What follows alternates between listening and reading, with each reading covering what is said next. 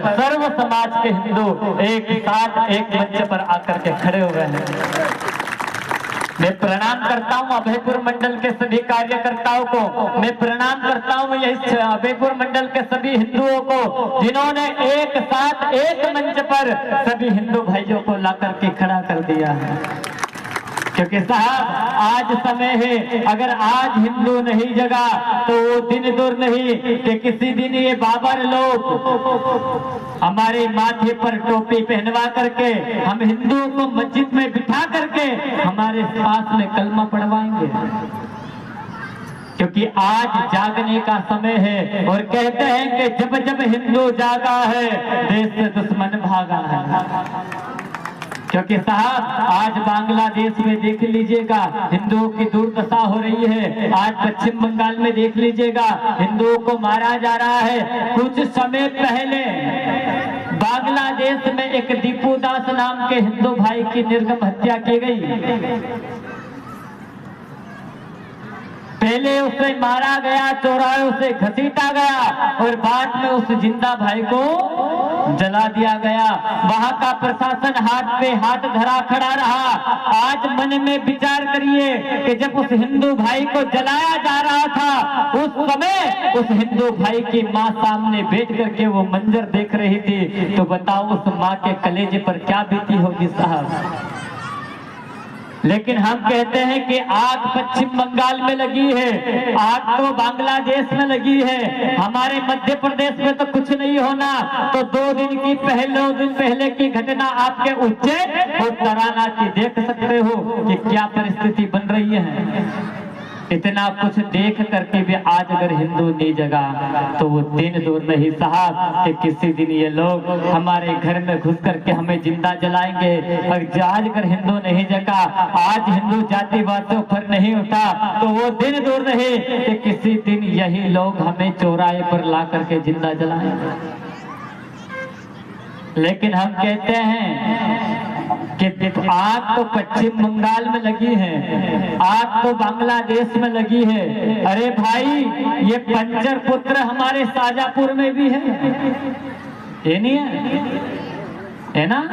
तो ये आग हमारे शाजापुर में भी लग जाए, लेकिन ये आग ना लगे उसके पहले हिंदुओं से निवेदन करना चाहूंगा कि एक साथ खड़े हो जाओ, एक मंच पर आ जाओ और सनातन हिंदू राष्ट्र के लिए अपना कदम बढ़ाओ। लेकिन हम क्या करते हैं कि हम 2 हमारे 2 और वो कहते हैं कि हम 5 हमारे 75 और किसी के हाथ में ईंट तो किसी के हाथ में पत्थर, किसी के हाथ में ईंट तो किसी के हाथ में पत्थर। साहब आज हमारी जनसंख्या कम हो रही है, आज हिंदू कमजोर हो रहा है, आज जातियों में बटा है, आज हिंदू सम्मेलन यहाँ हुआ है। कई मेरे ऐसे भाई हैं कि वो अभी तक अपने घर से बाहर नहीं निकले हिंदू सम्मेलन में आने के लिए। क्यों? क्योंकि उनके मन के अंदर, उनके दिमाग में जातिवाद का कीड़ा घुसा हुआ है और जब तक वो कीड़ा बाहर ना निकलेगा तब तक हिंदू एक नहीं हो सकता है। और हिंदुओं को एक नहीं होने देने में 2 लोगों का हाथ है। हिंदू एक क्यों नहीं हो रहा? एक तो जातिवाद में बटा और दूसरा कुछ मंद बुद्धि लोग कहते हैं कि हिंदू सम्मेलन तो बीजेपी वाले करवा रहे हैं। भाई साहब बुरा मत मानिएगा, खुला बोलता हूँ, कुछ लोग कह रहे हैं कि हिंदू सम्मेलन बीजेपी वालों ने करवाया और कांग्रेस वाले आके भी नहीं झांकते। तो मैं निवेदन करता हूँ साहब कि ये हिंदू सम्मेलन केवल हिंदुओं का है, ना बीजेपी का है ना कांग्रेस का है। किसका है? कौन करवा रहा?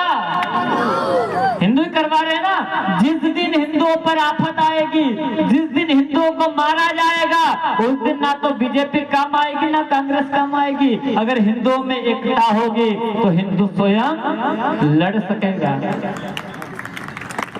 क्योंकि साहब हम हिंदू सौभाग्यशाली हैं कि 500 साल बाद हमारे माथे का कलंक मिटा है अयोध्या में राम मंदिर बना करके।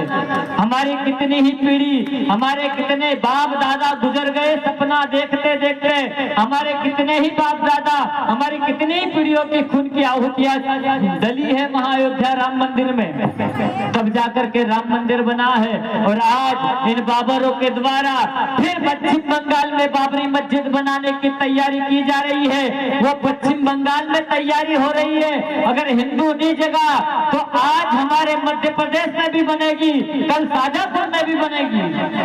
तो मैं निवेदन करना हूं कि हिंदुओं को जागना पड़ेगा, जातिवाद से ऊपर उठना पड़ेगा। और मैं तो इस मंच से ये कहता हूं, जितने मेरे भाई बैठे हैं, जितनी बहनें बैठी है, कि तुम पश्चिम बंगाल में बाबरी मस्जिद बनाने की तैयारी करो, हम वहां आकर के राम मंदिर बनाएंगे।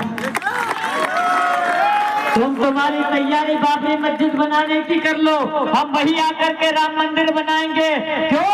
क्योंकि लगा के आंख दौलत में हमने ये शौक पाले हैं, लगा के आंख दौलत में हमने ये शौक पाले हैं। और कोई पूछे कटमुल्ला तो कह देना कि हम श्री राम लला वाले हैं, कोई पूछे तो कह देना कि हम श्री राम लला वाले हैं। क्योंकि साहब आज नहीं जगा तो वो दिन दूर नहीं कि किसी दिन हमें मस्जिद में बैठ करके कलमा पढ़नी पड़ेगी। तो निवेदन करना चाहूंगा, ज्यादा कुछ नहीं है, एक संकल्प लेकर के जाइएगा कि आज से हम हिंदू जातिवाद में नहीं बटेंगे। आज से हम हिंदू इन देशद्रोहियों से, इन देश विधर्मियों से हम कोई रिश्ता नहीं रखेंगे। क्योंकि ये एकता हमें होनी चाहिए। क्योंकि यहाँ बैठे हर एक भाई के अंदर महाराणा प्रताप है, यहाँ बैठे हर एक भाई के अंदर शिवाजी महाराज है, यहाँ बैठे हर एक भाई के अंदर गुरु गोविंद सिंह है, यहाँ बैठे हर भाई के अंदर भगत सिंह जैसा एक क्रांतिकारी शेर है। जितनी मेरी बहनें बैठी है, आपके अंदर भी झांसी की रानी है, आपके अंदर भी देवी अहिल्या है, लेकिन अपनी ताकत को, अपनी हिम्मत को हमें पहचानना पड़ेगा। जब तक आप अपनी ताकत को स्वयं नहीं पहचानोगे, जब तक आप अपनी हिम्मत को नहीं जानोगे कि आप कौन हो, तब तक हम हिंदू इसी तरह मारे जाएंगे, हम हिंदुओं पर इसी तरह अत्याचार किया जाएगा। लेकिन शुरुआत में दीदी को प्रणाम करता हूँ। दीदी, आज मुझे बहुत खुशी हुई कि मेरी बहनों ने आज मंत्रों के द्वारा, वैदिक मंत्रों के द्वारा पूजन करवाया। मैं इन बहनों को भी प्रणाम करता हूँ और आपको भी प्रणाम करता हूँ कि हमारे बच्चों को संस्कार ऐसे ही दिए जाने चाहिए। जो मेरी दुर्गा वाहिनी मेरी बहनें बैठी है, जब ये अपनी कला दिखा रही थी, उस समय मेरे मन में विचार आ रहा था कि उस झांसी की रानी को तो नहीं देखा है, लेकिन इन बहनों को देख करके ऐसा लगता है कि वो झांसी की रानी भी ऐसी ही होगी, वो झांसी की रानी भी ऐसी ही होगी। क्योंकि मेरी बहनों से भी मैं कहना चाहूंगा कि बहनें, कभी आप दुर्गा थी, कभी आप चंडी थी, कभी आप काली थी, लेकिन आज कहूंगा उन बाबरों से, उन जिहादियों से कि संभल जाना। जो बेटी कभी काली थी, कभी दुर्गा तो कभी चंडी थी, आज वही बेटी भगवा की लाली है, वही बेटी भगवा की लाली है। मेरी बहनों से भी कहना चाहूंगा कि अपने आप को एक झांसी की रानी बनाना है, अपने आप को रानी लक्ष्मीबाई बनाना है, लेकिन शुरुआत कहां से करनी पड़ेगी? हमारे घर से। क्योंकि संस्कार कौन देते हैं? मेरी माए जो कहती है ना कि बच्चों के प्रथम गुरु कौन होती है? माँ। तो जितनी मेरी माताएं बैठी है, मैं आपसे निवेदन करना चाहूंगा कि आपका बच्चा जब स्कूल जाए, माथे पर तिलक और हाथ में कलावा होना जरूरी है। क्योंकि माथे पर तिलक और हाथ में कलावा ये हिंदुओं की पहचान है। लेकिन आज कुछ हिंदू भाइयों को तिलक लगाने में शर्म आती है। अगर कहीं मौलानाओं के बीच में जाके खड़े हो जाए तो उनको कहे नहीं कि मौलाना है कि हिंदू है। तो माथे पर तिलक और हाथ में कलावा होना अनिवार्य है।